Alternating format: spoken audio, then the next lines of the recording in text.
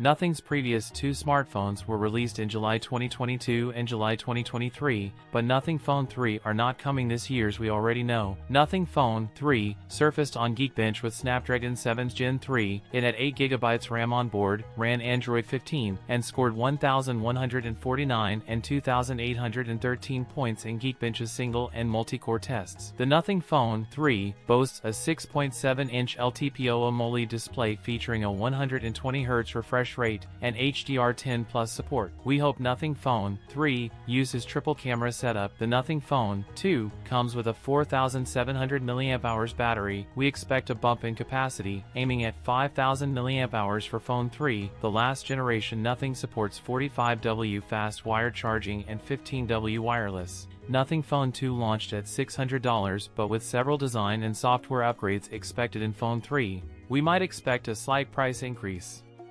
That's it for today's video. If you enjoyed it, don't forget to like, comment, and subscribe for more content. Thanks for watching, and I'll see you in the next one.